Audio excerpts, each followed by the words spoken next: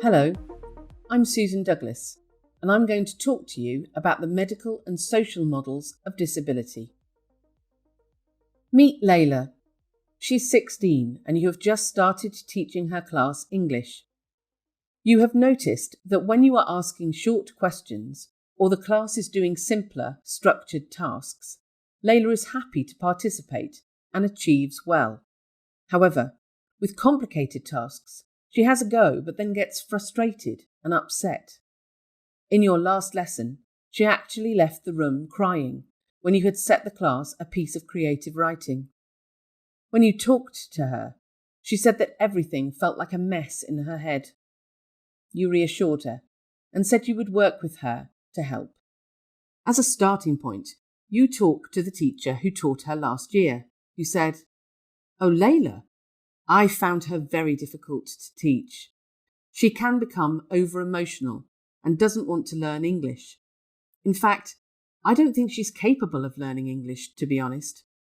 I think the best thing would be to get a psychologist in who might be able to fix her. But we don't have one.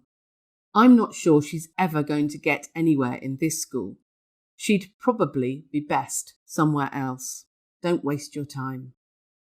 This teacher is an example of someone who is thinking within something called the medical model of disability. I'll explain how. Firstly, she labelled Layla, calling her over-emotional, and she also said she was someone who couldn't learn. She had low expectations of Layla's language ability, maybe from an unconscious bias about teenagers and their sometimes unpredictable emotions. This teacher also saw it as a psychologist's job to cure Layla. This teacher saw Layla's difference as an obstacle or problem that needed fixing before she could teach her. She saw Layla as the problem. This view is common in medical model thinking, which puts a focus on medicine or therapy and also hands over power to specialists, who sometimes have a lot of say in deciding where children are educated. You, however, think differently. You want everyone to be able to participate and achieve. You feel you have a responsibility to help Layla with whatever is stopping her learning. You therefore talk to a special educational needs teacher who wonders whether Layla might need help with her working memory, which is like a mental notepad and stores information for easy access. This teacher gives you a list of strategies to try, and top of this list is to break down complicated tasks into smaller tasks. You try this during the next lesson, and you are delighted to see that Layla, with your help, doesn't give up, makes good progress, and leaves the room smiling. To your surprise, other students are also more engaged and make more progress using this strategy. After a few weeks of trying out different strategies, things are going really well for Layla and others in the class. So you ask your school if you can share your learning with other teachers. By doing these things, you are thinking about Layla through a different lens, the social model of disability. Here's how.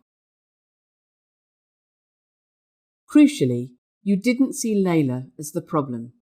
You saw that she had a barrier to learning. This is what the social model of disability views as the problem, not the individual. Next, you didn't let any bias you might have had about teenagers get in the way. Instead, you saw it as your responsibility to do something about the problem so that Layla got the same chance to achieve as everyone else. This sense of responsibility motivated you to be proactive and collaborate with someone who could share knowledge to help find a solution.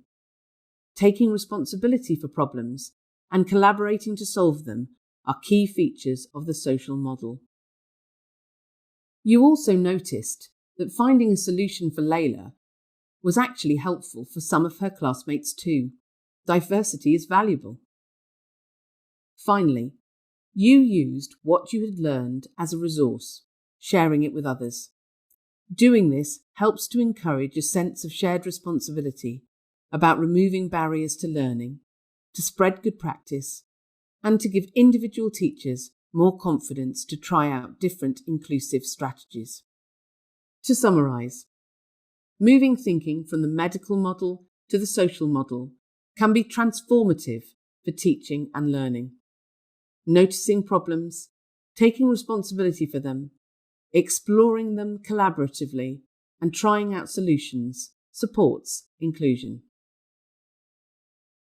And to end, here is my top tip. The next time you come across a learner who is struggling, ask yourself, what can we do to solve this problem? Work together with the learner, the family, and your colleagues to find solutions and try them out in the classroom. Be creative.